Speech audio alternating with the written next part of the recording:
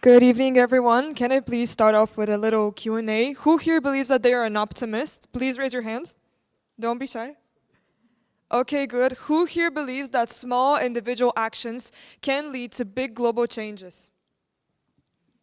Okay, good. I'll keep that in mind. But what if I told you that small actions cannot actually lead to change? Or can they? Good evening, everyone. My name is Victoria, and today I am here to persuade you, or rather to encourage you, that small actions can in fact lead to ripple effects. But before I even begin encouraging you, allow me to first help you identify yourself on the spectrum I am about to introduce. In the realm of human impact, there are two types of people. The passive views himself as a solitary drop in the ocean. They believe that the vastness of the system makes their actions inconsequential.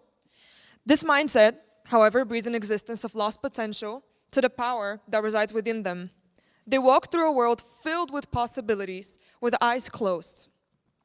They exist in a system, a constitution, which is already built on norms and attitudes that they can never reform even if they wanted to, simply because of their mindset. However, the active person, they recognize change and transformation. They recognize the fact that every action, no matter how small or big, can lead to ripple effects across the surface. They understand that they are not a solitary entity, but rather a vital part of their community, intertwined with many others that believe in the same. Their choices and dedication can lead to ripple effects.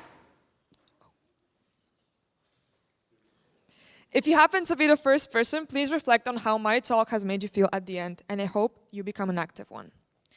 Now, a personal anecdote. During the past 4 years, I have grown feeling increasingly guilty whenever I'd have to use a plastic utensil, a bottle, a plate, a fork. Some may call it weird, crazy, attention-seeking, but this has been a habit that I have created for myself that I believe has significantly improved my environment. Initially, I was pretty neutral and thinking, will this make any change to my surroundings at all? How will going out of my way to try and help anyone even help my environment? What do I get out of this? I can tell you this was a very wrong mindset. In today's world, amidst the rapid pace of change and the incredible amount of overwhelming flow of information we receive every day, can leave us feeling like mere spectators to the global changes in the world. Trends, they come and go with dizzying speed, leaving a sense of impermanence in us, and perhaps prompting us to ask the question, what will go and what will stay? This complexity, fueled by the amount of environmental and societal factors, can lead to a sense of discouragement in us. We are constantly bombarded with news of global crises and technological advancements, and this makes it difficult for us to actually create a sense of permanence. In this environment, it's easy to question yourself and your significance. I do recognize the fact that if massive change was feasible overnight or by only one single person, we would be living in a dream world. However, I am not here to argue this. Although I know ripples on the surface are difficult to create, I have expressed interest in various communities and have attempted to help or make changes to them. And you can do so too. So today, I aim to encourage you to not fuel your own destruction in a world that makes it so incredibly easy to do so. But first, let's understand the ripple. As president of the Environmental Association here at CDL, people have often argued with me, is trash the biggest problem of your generation? We are living in the safest era there has been in mankind so far. People 600 years ago, they had to fight off constant plagues, wars, famines, droughts, illnesses. But do we not have our issues as well? The plague is over, so let's look into the future, stop looking into the past, and focus on our current issues. So even though this issue has been fixed, we currently face many more. Please reflect on how the following makes you feel. 90% of all cars run on fuel, and consequently, air pollution is actually a bigger threat to life expectancy than HIV, war, and smoking combined. Another interesting statistic is that, according to The Guardian, microplastic pollution has been found in human blood for the first time ever. My point is, although we are not living through another detrimental bubonic plague or a global drought, we are currently living in the 6th proven mass extinction event there has been.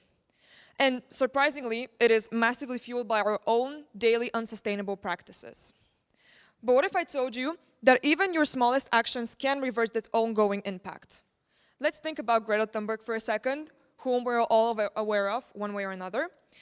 She started with an individual action, skipping school every day to protest for climate change. Soon, her individual action turned into a movement when her family, friends, and her friends' families joined.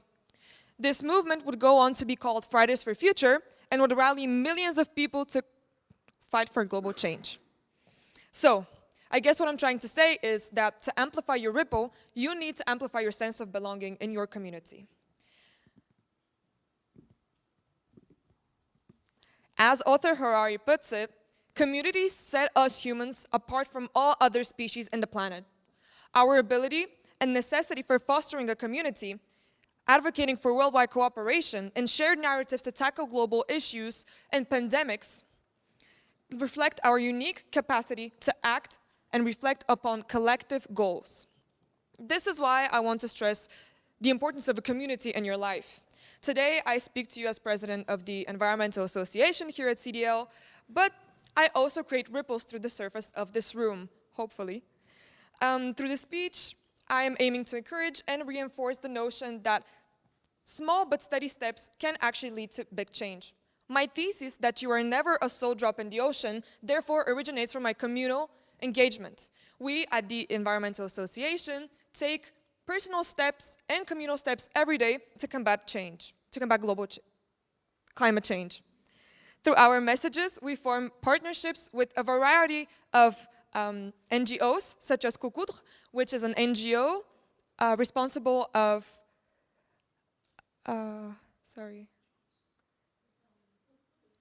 Coucoudre is responsible for,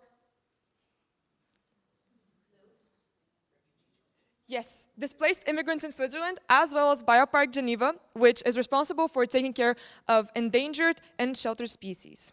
In economics, people that make similar choices create higher demand, and consequently, higher demands lead to higher supply. Similarly, creating ripples on the surface is not difficult if one drop turns into two, two turn into three, three turn into thousands, millions, and billions. And just like that, in the blink of an eye, you will get what we call in Bulgarian kap kapu kap kavid, which means a drop by drop, an ocean is formed. So, since I wanted to focus this presentation on the environment, the concept of creating impactful change through the establishment of good habits is something that is actually quite easy to do so. All we need to do in this case is support and motivate others that share our beliefs to continue and strive for more as well. So I encourage you to think about the ripples each one of you can create in your own communities through family or friends. The difference here between the passive and the active person, you get to choose who you are in that case, is that one will complain about everything, while the other may complain, but will consequently create change. So, it's very easy to change your lifestyle, and it's the little actions and small steps that always matter. Step by step, you will be able to grow your own community and create change. Personally, I am on the way. As Mother Teresa puts it, I alone cannot create change, but I can cast a stone across the waters to create change. So let me ask you this. It is very easy to create an impact. Do you feel ready to do so? Thank you.